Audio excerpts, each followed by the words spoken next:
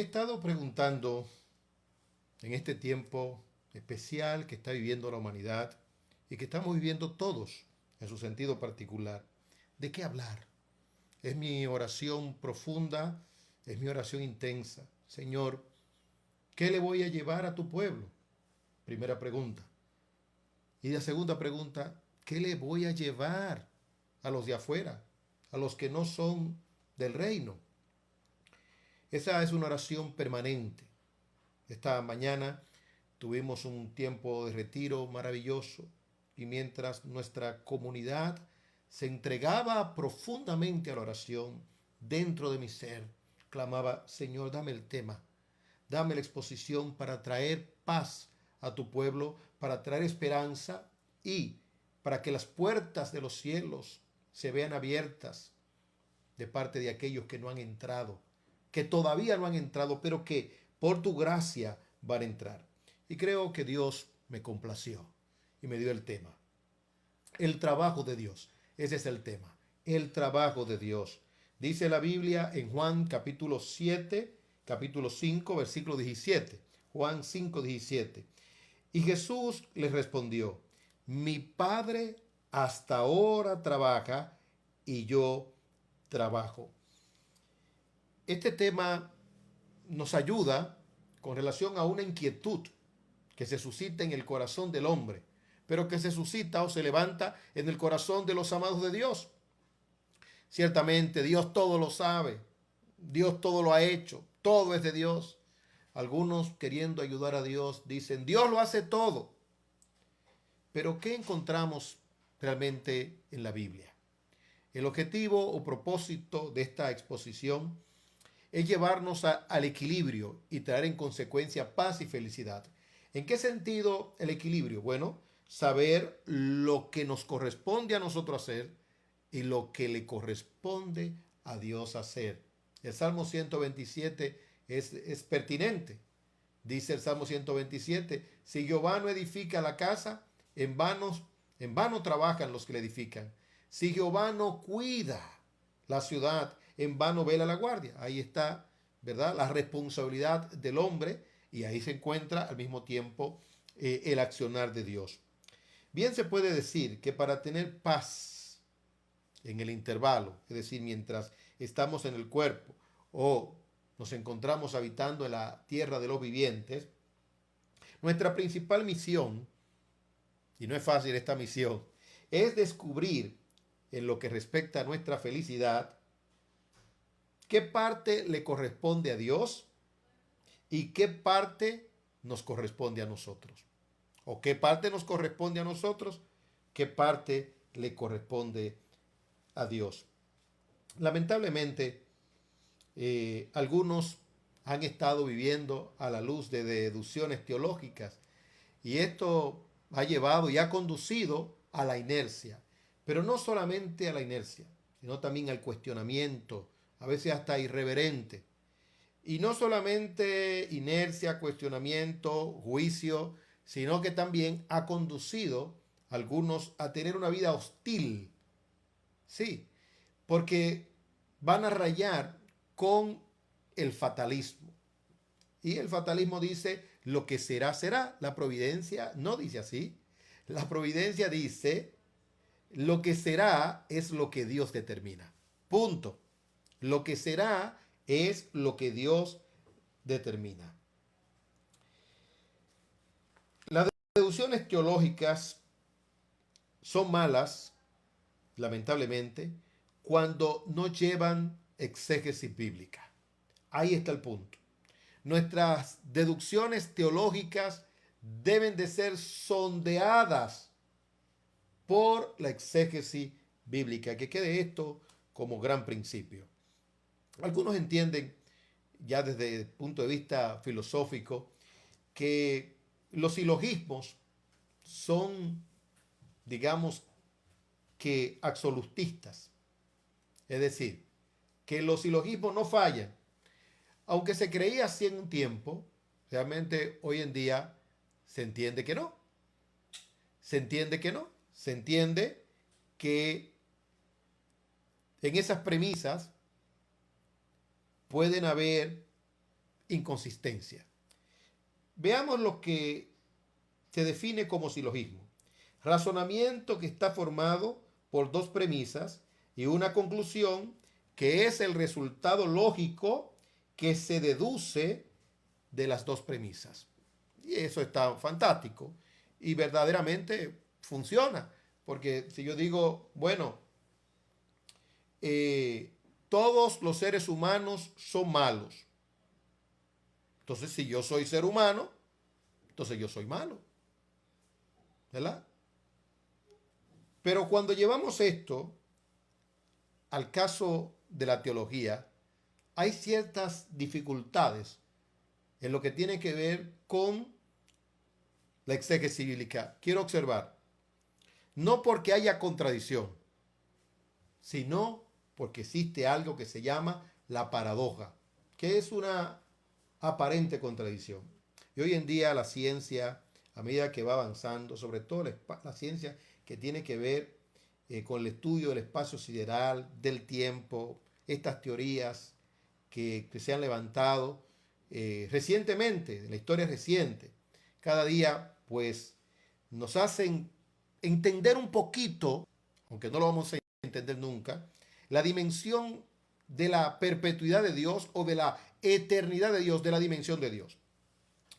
Pero volvamos al punto de las deducciones teológicas y del silogismo antes de entrar a nuestro pasaje.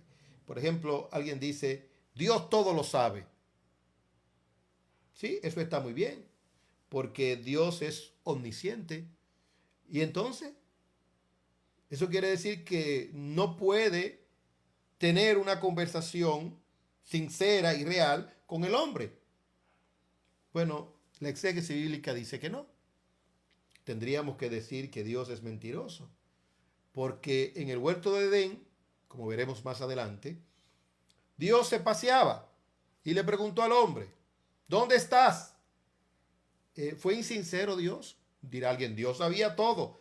Bueno, tenemos que ser ingenuos. En el libro La nobleza de Dios hay un capítulo que trabajamos esto y me agradó mucho ver que un médico en Valdosta, Georgia, me escribió para expresarme de cuánta bendición fue el poder descubrir esta verdad. Es decir, la verdad de que no hagamos que nuestros conceptos teológicos nos impidan tener una familiaridad con Dios. Es decir, la exégesis bíblica es la que nos va a llevar a ser humanos y a tener una buena relación humana con Dios. Es decir, de lo humano a lo divino, pero es que Dios es tan maravilloso que condesciende, entonces se comporta como humano con los humanos. Cuando Dios desciende, Él condesciende, Él no se comporta como Dios, ni el hombre tiene que tratarlo en ese sentido de relación y de amistad como Dios, porque Dios te está dando la licencia, es decir, el bastón, Él lo ha colocado adelante, te lo ha echado, ¿verdad? Para que tú pases. Recuérdate del rey Asuero y de la reina, ¿verdad? Ven, entra y conversemos. Y entonces en ese sentido encontramos a Dios conversando con el hombre. Adán, tuve miedo y me escondí. ¿Qué pasó? Alguien dirá, pero ya Dios lo sabía. Sí, es una deducción, ¿verdad? A la luz de la omnisciencia de Dios. Dios está en todo lugar, es omnipresente, eso es verdad, pero tenga cuidado con las deducciones en lo relacionado con el obrar de Dios, con sus agentes, con sus actores, con sus siervos, con sus reyes, con sus profetas, a través de la historia. Es decir, compórtese como hombre, no sobrepase, no vaya más allá. Espero que me esté dando a entender, porque ciertamente, aunque es sencillo, al mismo tiempo es muy alto. Yendo a un sentido ya de soteriología, de la soteriología, es la parte de la teología que trabaja con la salvación, se concentra en eso. Algunos dicen, todos los pecados han sido perdonados, ¿sí? Pasado, presente y futuro. Entonces usted va a hacer una deducción de allí. ¿Cuál es la deducción? Bueno, la deducción es que el arrepentimiento no es factor determinante para la salvación del cristiano. pero es una deducción teológica sin fundamento exegético. ¿Por qué? Bueno, porque la exégesis bíblica dice, por ejemplo, en Primera de Juan 1:9, si confesamos nuestros pecados, Él es fiel y justo para perdonar nuestros pecados y limpiarnos de toda maldad. Entonces, confesar aquí implica un continuo confesar. Eso lo saben los exégetas bíblicos, es decir, en el original griego. Es un constante confesar. ¿Nos vamos a volver locos? No, nunca jamás. Es que hasta la intención es pecado. Entonces, ¿cuál es el espíritu? Que la confesión debe de ser algo y el arrepentimiento continuo en un hijo de Dios. Pero algunos, para un aprovechamiento personal y para un descanso carnal, no hay otra lógica ni otra razón, entonces dicen, ya Dios me perdonó, pero esa no es la pedagogía bíblica.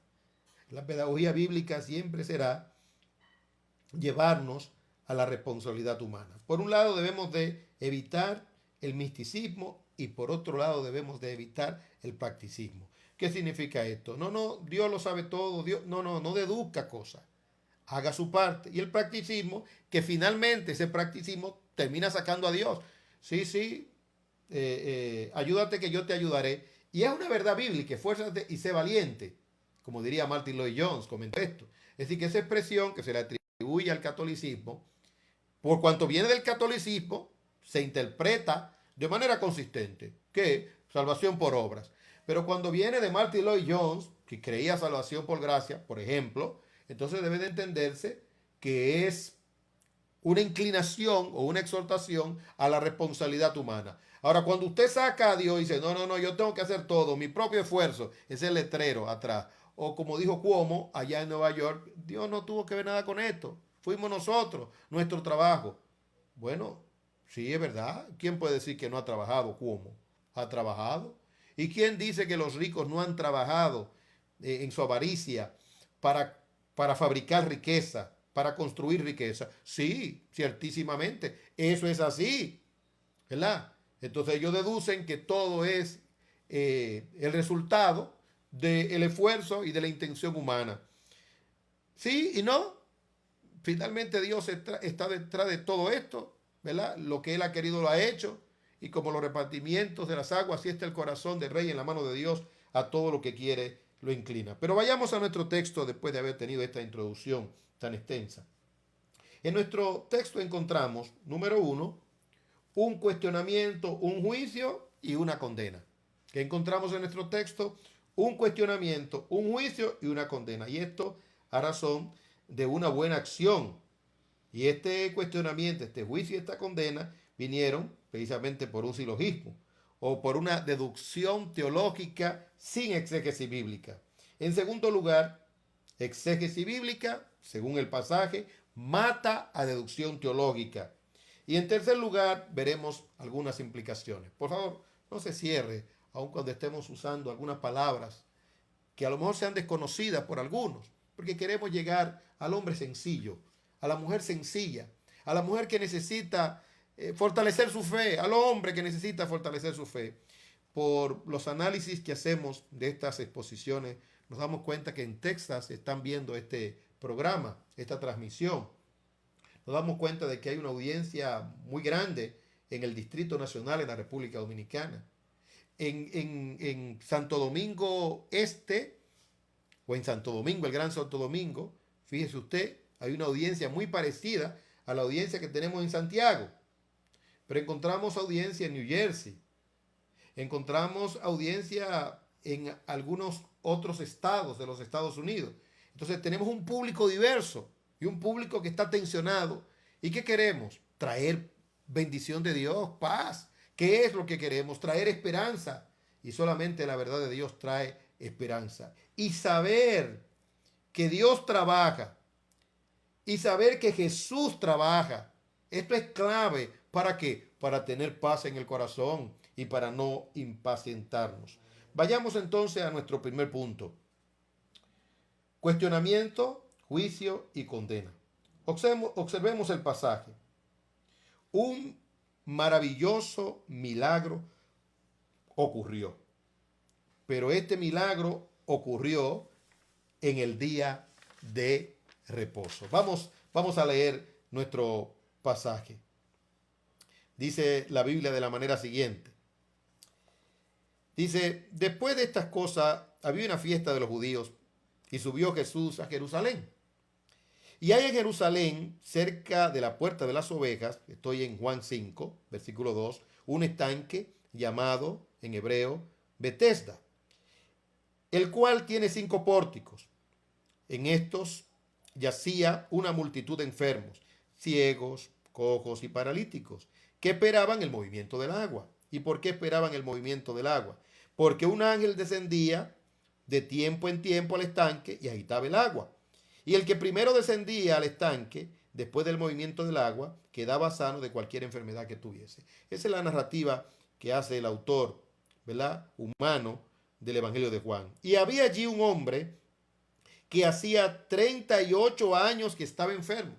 ¿Cuánto tiempo? 38 años. Cuando Jesús lo vio acostado y supo que llevaba mucho tiempo así, le dijo, ¿quiere ser sano? ¿Ve usted? ¿Quién no quiere ser sano? Pero esa es la retórica del reino.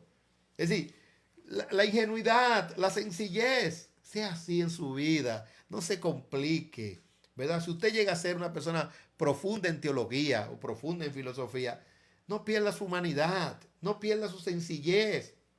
Por eso es que algunos dicen que los seminarios convierten en cementerios las iglesias y a muchos pastores. ¿Por qué?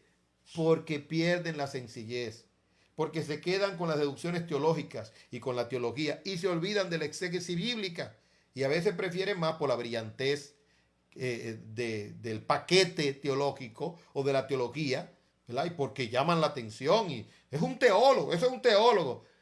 Está bien, pero sea bíblico. Es decir, lo que le va a dar valor y calibre, ¿qué es? Es la exégesis bíblica. Entonces el Señor pregunta, ¿quieres ser sano? Señor, le respondió el enfermo, no tengo quien me meta en el estanque. Es decir, él pensaba que el Señor le estaba preguntando a razón del estanque. Y no sabía que el originador, la fuente de la sanidad y de la sanación, era el que estaba frente a él. No tengo quien me meta en el estanque cuando se agita el agua. Y entre tanto que yo voy, otro desciende antes que yo. Jesús le dijo, levántate. Gloria a Dios. Toma tu lecho y anda. Y al instante aquel hombre fue sanado. Y tomó su lecho y anduvo. Y era día de reposo aquel día. Subraye. Y era día de reposo aquel día. Entonces los judíos dijeron, aquel que había sido sanado, es día de reposo. No te es lícito llevar tu lecho. Esta era una afirmación. Pero esta afirmación llevaba un cuestionamiento. Mire, en lo personal he sufrido esto. Sí, y mucho, pero con gozo.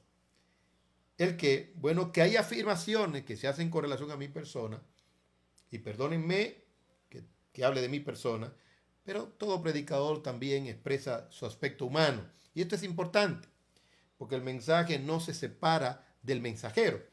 He sufrido esto profundamente. Afirmaciones, por ejemplo, en publicaciones que hago, en escritos que hago, en predicaciones, dicen, pero ¿por qué insiste tanto con este tema, con un tema? ¿Entienden? Estas personas que insisto, cuando en nuestra iglesia hablamos todo el consejo de Dios, para todas las personas. Pero esta afirmación hacia lo que hago lleva un cuestionamiento profundo. ¿Cuál? Que no investigué, que no indagué, que lo que yo estoy haciendo no es importante, no es de gran trascendencia. Atribuye malas motivaciones, es decir, lo está haciendo porque tiene envidia, porque fue rechazado, por cualquiera que fuera la causa. Mire, y uno tiene que ir a la Biblia para que sea la Biblia la que modele el pensamiento y la Biblia le diga, bienaventurados los que padecen persecución por causa de la justicia, porque no solamente se padece persecución en el sentido físico, sino se padece persecución con el rechazo y se padece persecución desde el punto de vista psicológico. Entonces encontramos aquí al Señor que fue cuestionado inmediatamente, pero él no estaba presente.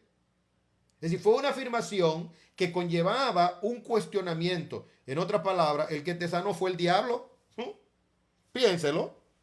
Dice, entonces los judíos dijeron, aquel que había sido sanado, versículo 10 del capítulo 5 de Juan, Es día de reposo. No te es lícito llevar tu lecho. Oye, es que era paralítico y era conocido, 38 años. Es decir, el que te sanó fue el diablo.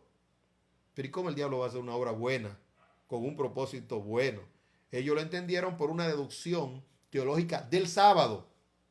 Su problema, la idolatría del sábado. Ay, cuando usted idolatra una cosa o un día por encima de Dios. Porque ¿quién es el reposo? Jesús, como luego se dice en la epístola a los hebreos. Jesús es nuestro reposo. Mire, esto es sumamente peligroso. Tener el sábado como fuente principal, como objetivo principal, es idolatría. Y cuando usted tiene una idolatría, usted cae en desviaciones o en perversiones desde el punto de vista bíblico. Él le respondió, el que me sanó, él mismo me dijo, toma tu lecho y anda. Entonces le preguntaron, ¿quién es el que te dijo, toma tu lecho y anda? Ya vamos entonces, no solamente con un cuestionamiento, ya vamos con un juicio. Ya para procesarlo. ¿Quién fue? Ya comenzó el proceso legal, el proceso judicial. Y dice entonces este hombre, y el que había sido sanado no sabía quién fuese, porque Jesús se había apartado de la gente que estaba en aquel lugar. Después le halló Jesús en el templo y le dijo, mira, ha sido sanado.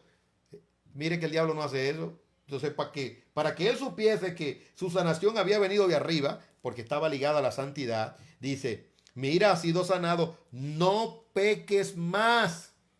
Entonces, el que le estaba hablando era el que tenía autoridad para sanarlo, para perdonar sus pecados y para indicarle que no pecara más, para que no te venga alguna cosa peor. Es decir, que a veces tendemos a la sobrereacción. Decimos, no, ningún mal se puede atribuir a algún pecado. Sí, se puede atribuir, se puede atribuir. Lo que no podemos hacer lo que hicieron los amigos de Job, ni lo que hicieron los discípulos, como veremos más adelante, en el capítulo 9 de Juan. ¿Quién pecó? Este o su padre. Espérate que aquí no se aplica. Es decir, ese discernimiento continuo que necesitamos como cristianos. Después, entonces, encontramos que el hombre se fue y dio aviso a los judíos que era Jesús el que le había sanado. Ahora mire el versículo 16. En tercer lugar, este es el juicio. Esta es la condena, perdón. Y por esta causa los judíos perseguían a Jesús. ¿Por cuál causa? Y procuraban matarle. Porque hacía estas cosas, ¿cuándo? En el día de reposo. Pero ahí no quedó el asunto. ¿Ya? Es decir, ahora lo tildan a él de enemigo. ¿De qué? Del día de reposo. Porque hacía bien en el día de reposo. Esa era una deducción que lo llevó al cuestionamiento, a los judíos, lo llevó al cuestionamiento, al juicio y en tercer lugar a la condena. Librémonos de eso. Librémonos de eso. Y entonces en el versículo 17, el Señor de manera apologética, ¿verdad? Dice, y Jesús le respondió, mi Padre hasta esta hora trabaja y yo trabajo. Esto se llama exégesis bíblica. Por eso los judíos aún más procuraban matarle. Se ensañaron más, porque no solo quebrantaba el día de reposo, y entendieron clarito el asunto, sino que también decía que Dios era su propio Padre, haciéndose igual a Dios. Es decir, que continuaron con la deducción teológica y emitieron un cuestionamiento, emitieron un juicio y por ende también una condena. En segundo lugar, nuestro segundo punto, exégesis bíblica mata a deducción teológica. ¿Dónde lo encontramos? Bueno, ya se adelantó algo. Dice, mi Padre hasta ahora trabaja y yo trabajo. La exégesis ¿de quién es? Del Señor. ¿A qué apeló el Señor? Apeló al principio, a Génesis. Es decir, que el Padre trabajó y trabaja. Dice que trabajó 6 días y el séptimo día descansó. Algunos creen como que esto es metafórico, como que esto fue para dar ejemplo nada más. Mi amigo, no. El literalismo es importante aquí. Tiene gran trascendencia. ¿Saben por qué? Porque el Señor es nuestro modelo. Por eso Pablo entendió esa pedagogía y dijo, Sed imitadores de Dios como hijos amados en amor. Así que si Dios trabajó 7 días. Hoy en día hay un weekend. Un weekend, eso no es bíblico. El weekend no es bíblico. El weekend no es bíblico. 6 días y uno para descansar. La Revolución Francesa quiso derrumbar todo esto. El sistema comunista quiso derrumbar todo esto, pero se dieron cuenta que no, que era importante este orden semanal. Y el Señor estaba siguiendo el modelo del Padre, y el Padre no ha recesado, no ha descansado, continúa trabajando y llevando sus normas. Y los ángeles trabajan, son veloces, son poderosos en fortaleza, porque hay guerra cósmica que usted ignora. Usted y yo nada más sabemos lo que está pasando aquí, pero usted tiene un ángel y yo también. Es su ángel, le dijeron a Pedro, porque cada cristiano tiene un ángel que le cuida. ¿Usted me entendió?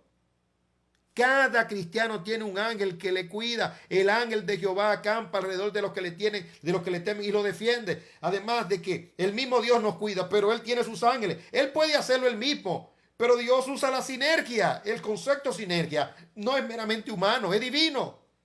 Dios usa la sinergia con la Trinidad. El plan de salvación es un plan sinérgico. Y el obrar con los ángeles es un obrar sinérgico. Por eso Dios nos da participación a nosotros. Y en todas las parábolas del Señor encontramos el principio de la administración, de que se reparten bienes para que lo trabajen.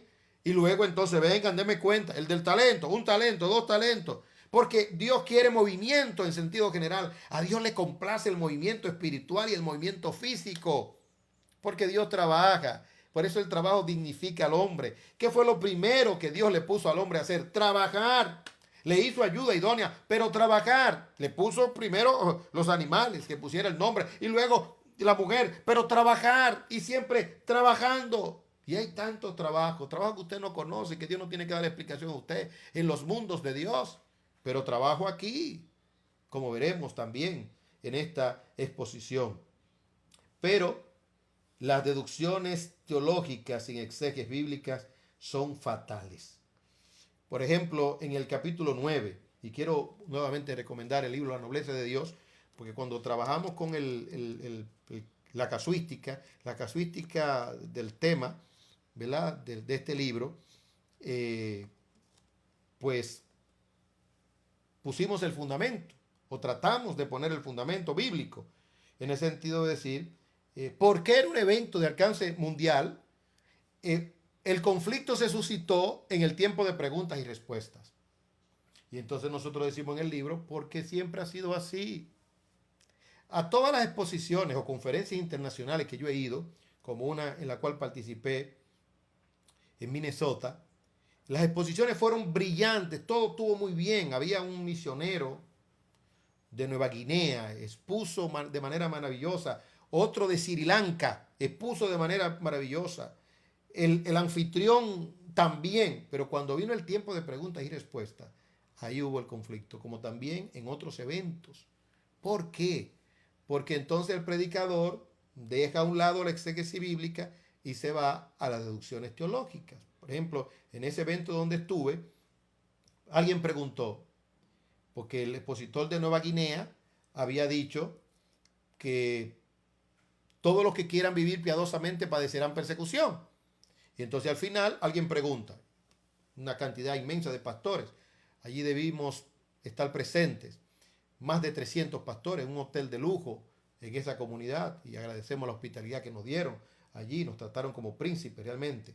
Entonces, bueno, dice el que pregunta, ¿no? El que cuestiona, mandó la pregunta.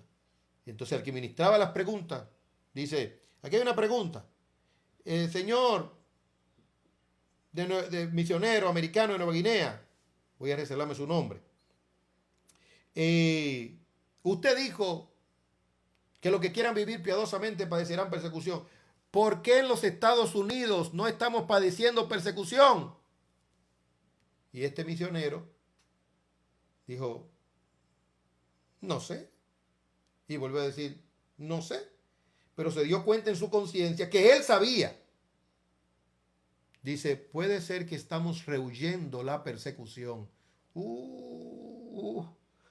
Solamente esas palabritas causaron un revuelo. Y entonces el anfitrión del evento dijo, pásenme el micrófono a mí. Y entonces la respuesta que dio fue por medio de deducciones teológicas. ¿Cómo así? Bueno, en Estados Unidos no hay persecución por causa de nuestros ancestros. Todavía queda gracia común aquí. ¿Usted está seguro que es por eso? Ante tanta homosexualidad, ante tantos crímenes de aborto, ¿no será que el pueblo de Dios en los Estados Unidos está rehuyendo a la persecución y no quiere hacer frente porque todos están por hacer dinero? Es una sociedad mercantil de consumo que se ha metido dentro de las iglesias. La homosexualidad está metido dentro de la iglesia. Un pastor publica recientemente de una organización llamada Coalición. Y ya yo lo había leído hace como 2 años y lo había visto. Donde expresan que el sentido o el sentimiento homosexual no necesariamente es pecado. Y tratan de hacer unas comparaciones que uno dice, pero ¿y qué es lo que está pasando? Es por la cantidad de homosexuales que hay dentro de las iglesias, aún ortodoxa en los Estados Unidos. Lo mismo pasa con el suicidio también. La cantidad de personas que se han suicidado. Y entonces tienen que crear una especie de teología de consolación, deducciones teológicas para consolar. En el libro de la nobleza de Dios menciona entonces 2 casos. El ciego de nacimiento. ¿Quién pecó? Este o sus padres. Pero espérese, que es un silogismo, una premisa mayor, una premisa menor. Y entonces el Señor lo para en seco porque estaban contaminados los judíos. Ni este ni sus padres, sino para que el nombre de Dios sea glorificado. No saben ustedes quién es Dios. Este es el momento para obrar de manera positiva. Pero esa pregunta llevaba una afirmación y llevaba toda una teología y por qué no hasta toda una filosofía, porque no hay preguntas ingenuas. El diablo hace muchas preguntas. Otra pregunta más, en Lucas 20:33, ¿de quién va a ser esposo esta mujer? Porque se ha casado con varios, con 7, en la resurrección. Es porque no creían en la resurrección. No creían en la resurrección los saduceos y estaban llevando a un terreno perverso a Jesús para que Jesús respondiera. ¿Y cómo respondió Jesús en Juan 9? Con exégesis bíblica. ¿Y cómo respondió Jesús en Lucas 20:33? Con exégesis bíblica. Dice, ustedes tienen un problema, ignoran las escrituras y el poder de Dios. ¿No habéis leído? Ahí va a citar la Biblia. Dios de Abraham, Dios de Isaac y de Jacob. ¿No sabéis que Dios no es Dios de muertos, sino Dios de vivos? Exégesis bíblica. Lo que le da el poder y la autoridad y lo que acarrea persecución es la exégesis bíblica. Si usted se mantiene haciendo deducciones teológicas y acomodando el mensaje en lo que tiene que ver con la casuística, usted va a ser aceptado por los del mundo. Los del mundo lo van a invitar y le van a decir, ven y hablemos, te queremos, ven, a mí me gusta como ese pastor, porque es tan delicado, es tan caballeroso, sí, delicado, caballeroso por sus deducciones teológicas, porque se amolda al mundo. Amigos, ¿cómo puede un pastor discutir con un delincuente? Con un delincuente. ¿Quién es un delincuente? El que delinque, el que violenta la palabra de Dios y tiene todo un esquema conceptual para defender su homosexualidad, su aborto. ¿Y cómo va a discutir un cristiano? Usted le va a decir, usted es un criminal. Finalmente va a haber una confrontación donde al cristiano lo van a sacar, no le van a permitir completar el programa completo. ¿Por qué? Porque le van a decir, le faltó el respeto, falta de caballerosidad, elegancia. No, no es eso. Es que con el diablo no se habla, ni se discute, ni con el delincuente. Imagínense un delincuente que va delante del juez o el abogado del delincuente y le dice, mire, yo quiero, ¿por qué usted dice que matar es un delito? ¿De dónde usted sacó eso? De la ley. ¿Y de dónde vino la ley? Y entonces así sigue para neutralizar el proceso. No, mi amigo, y eso se discutió. En los 10 mandamientos dice, no matarás. Y en el principio dijo, varón y hembra los creó. Entonces no tenemos por qué ponernos a discutir. Ya usted es un delincuente. Usted está entregado a juicio. Esto no se ve bien, yo sé, delante de los hombres, pero ese es el precio de la verdad. ¿Cómo vamos a enfrentar el mal? ¿Con balas de salva? ¿Somos acaso soldaditos de juguetes? No, es con la palabra de Dios. ¿Qué le dijo Juan a ese hombre perverso? No te es lícito vivir con la mujer de tu hermano. Y allí se levantó toda una revuelta y esa mujer ¿Qué hizo? Mandó a buscar a Juan el Bautista y le cortaron la cabeza. ¿Sí? Vuestra gentileza sea conocida de todos los hombres, pero sin ocultar la verdad y saber en qué campo nosotros nos movemos. Las preguntas no son tan ingenuas como parecen. Ahora volvamos otra vez a nuestro pasaje, la exégesis bíblica del pasaje.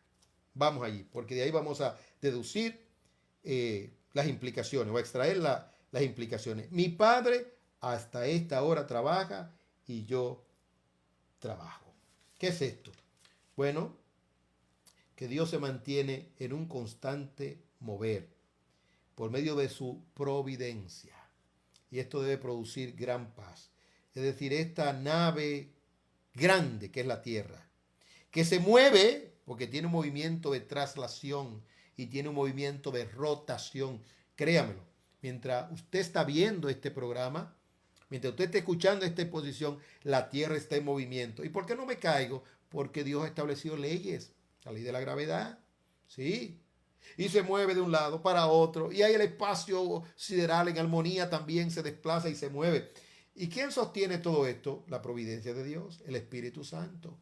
Cada flor que nace, ¿sí? Cada animal que nace, cada planta que sirve de alimento y que sirve también como estímulo para el hombre en su sentido estético, es la obra del Espíritu Santo. Cada niño que se gesta en el vientre, aunque sea por medio de un óvulo y un espermatozoide, quien le da el crecimiento a esa criatura es el Espíritu Santo. El Espíritu Santo no solamente tiene que ver con lo que pasa en la iglesia, tiene que ver con lo que pasa en la humanidad, los asuntos de la historia, quita reyes, pone reyes, nivela Medio Oriente, nivela África. Sí, Dios no está durmiendo, Él parece que está durmiendo, pero Él no duerme, Él vive en un constante trabajo. En tercer y último lugar, implicaciones. Mi padre hasta esta hora trabaja. Ya he dicho que en el huerto de Edén supervisó a sus criaturas, no los abandonó. ¿Dónde estás? ¿Dónde estás? Ese es el trabajo de Dios. Y hoy en día, escúcheme, aun cuando la humanidad tiene, ¿cuántos? China solamente tiene 1.400 millones. Ahí está Taiwán, tiene como 22 millones. Estados Unidos 400 millones. La India una cantidad enorme. Tenemos México, tenemos Brasil. Dios le habla a cada conciencia. Es decir, que si le habló a un Adán, es decir, a uno solo, Adán, imagínense el trabajo que tiene Dios ahora con hablarle a cada individuo y con orquestar cada conducta y cada movimiento en todo el planeta Tierra. Esto es un trabajo que lo podemos entender, bueno, hasta donde se pueda, porque es Dios, porque es Dios. Y le habló a la mujer, y le habló al hombre, y le habló a la serpiente, porque Él es el Dios de la creación. Él tiene potestad para hablar a lo animado, a lo no animado, a los animales que no razonan desde nuestro punto de vista, que no tienen responsabilidad, porque no fueron creados a imagen y semejanza de Dios, pero Dios le atribuye responsabilidad. Y seamos niños en leer las escrituras, le atribuyó responsabilidad a la serpiente. Como también cuando fue el Señor Jesucristo a buscar fruto en una mata de higuera, la maldijo. Y cuando pasaron los discípulos, después, pero mira, se secó porque no encontró fruto. Porque Él es el Señor. ¿Lo va a entender usted? Con su mente finita no lo va a entender, pero tiene que aceptarlo, ¿verdad? Tiene que aceptarlo, hasta por la lógica tiene que aceptarlo, pero finalmente es por la fe. En el diluvio, antes del diluvio, viendo los hijos de Dios que las hijas de los hombres eran hermosas. Oh, entonces vio Dios que la maldad en la tierra era mucha. ¿Se descuidó Dios? No, es que Dios da una libertad al hombre para que él se mueva hasta en su mundo de maldad. Pero llega un punto que Dios dice, hey, todo designio del pensamiento del hombre era de continuo solamente al mal. Y Dios dijo, Noé, vamos a trabajar, prepara un arca. Prepara un arca. Que se burlen los científicos, que se burlen los secularistas, que se burle el diablo finalmente. Pero sí, un arca, 120 años, pregonero de justicia, porque Dios le había dicho.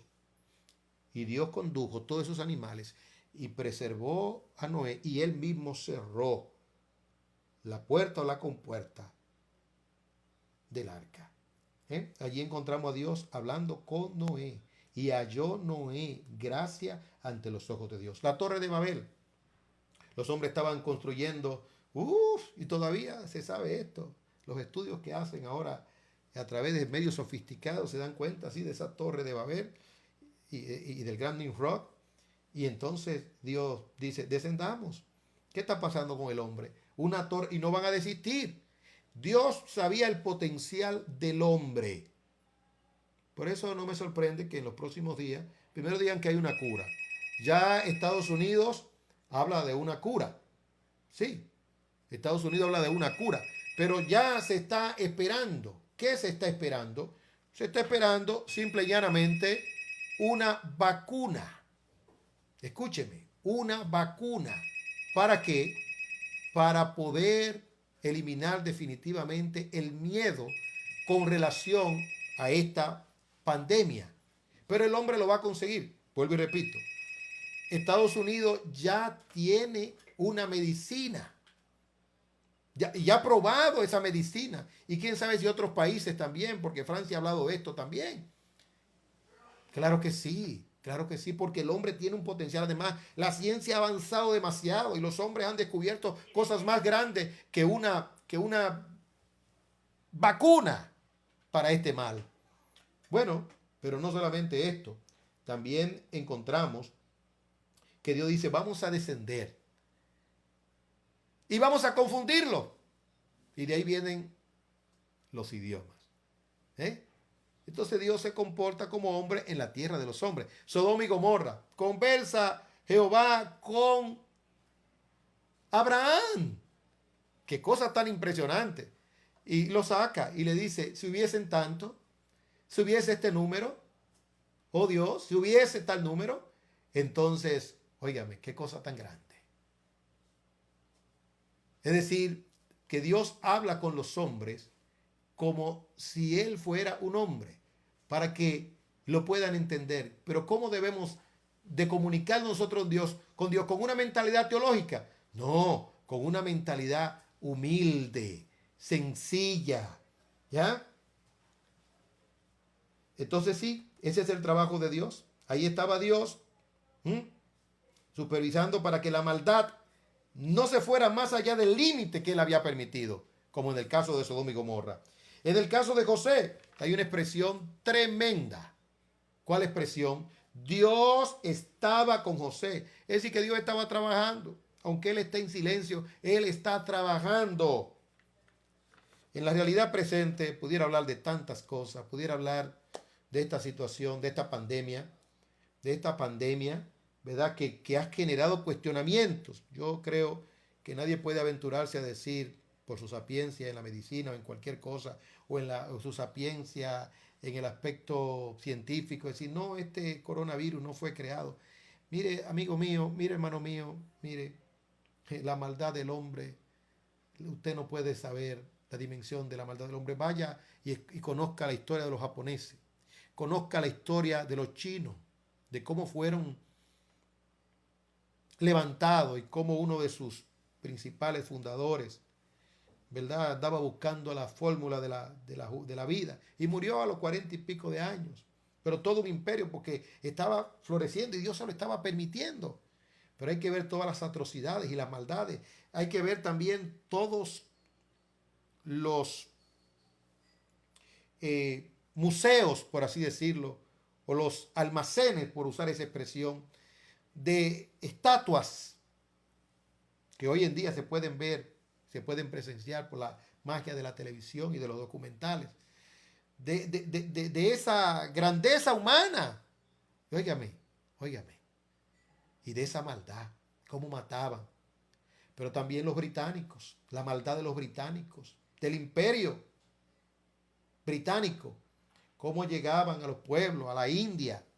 Y aunque enviaron misioneros a la India, porque leemos la biografía de los misioneros, pero a veces no nos ubicamos del contexto. Eran colonias en países tan grandes Y ese imperio nada más tenía una islita, era una islita, y desde ahí controlaba el opio que le vendían a los chinos para lograr sus objetivos con relación a sustancias relacionadas con el té y con el café que producían los chinos.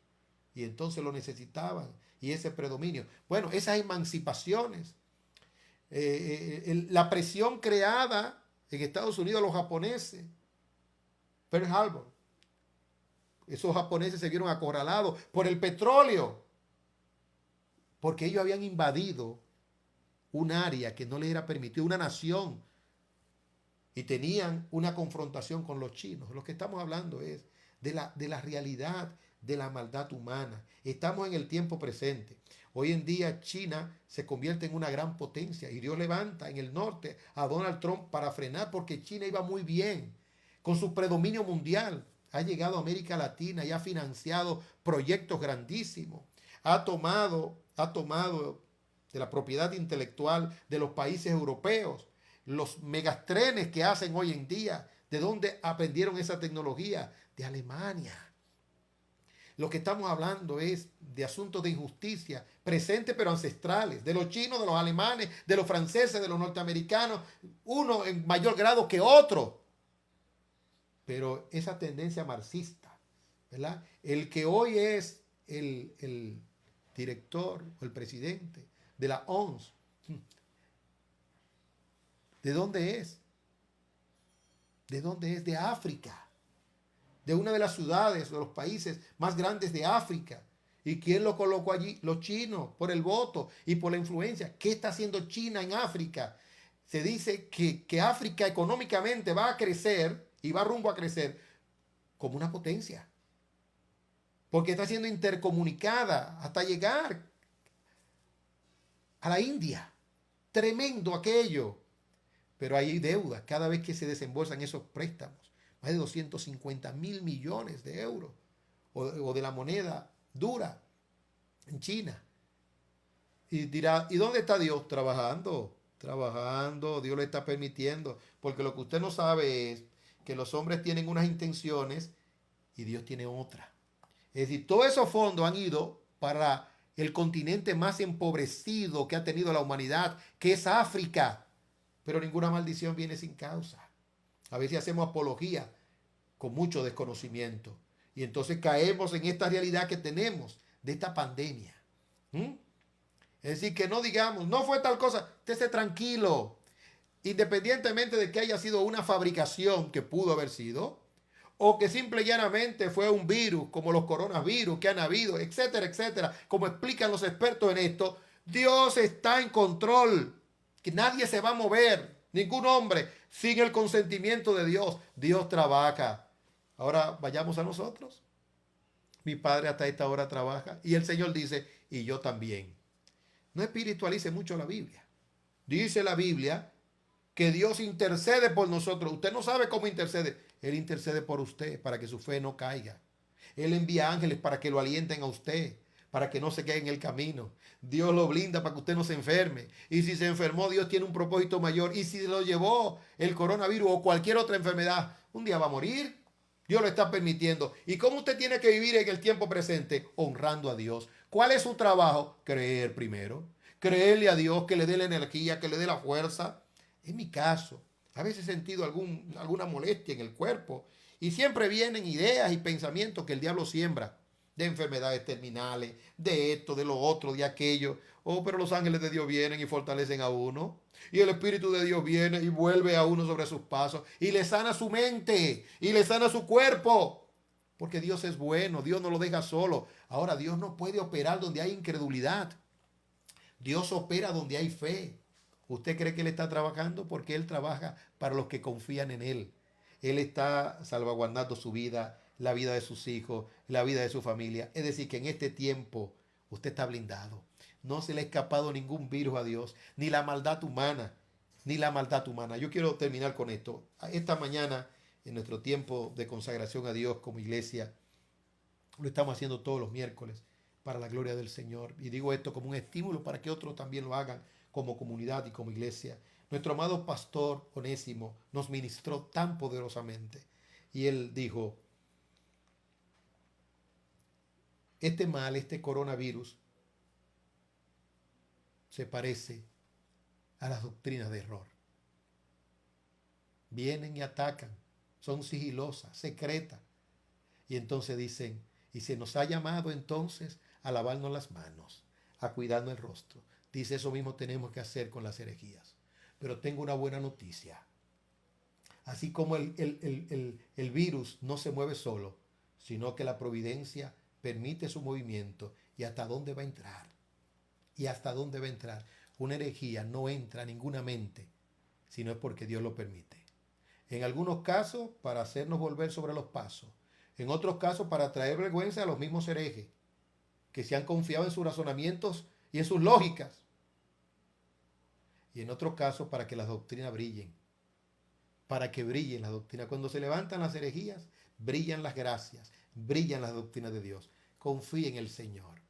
En este miércoles, ore a Dios y descanse. Pida perdón si usted ha desconfiado de Dios y si piensa que esto está a la deriva. No, hay un timonel, hay un piloto y podemos estar confiados. Hagamos nuestra responsabilidad, que Dios hará la de él. Padre, gracias te damos por esta noche y por estas palabras abundantes que hemos hablado. Que penetren estas palabras en los corazones de aquellos que te aman y de aquellos que están en la esfera del reino, que por motivación de creyentes han sintonizado esta frecuencia, esta vía virtual. Oh Padre, glorifícate y salva a algunos, porque el gran trabajo y el gran propósito es la salvación. Sí, porque Cristo vino para salvar. Y nadie viene a Jesús si el Padre no le trajese. Sana tu pueblo, sana tu iglesia y brilla más que nunca ahora en medio de la oscuridad o de las tinieblas. Por Cristo Jesús. Amén. Que la paz de Dios sea con usted y con toda su familia.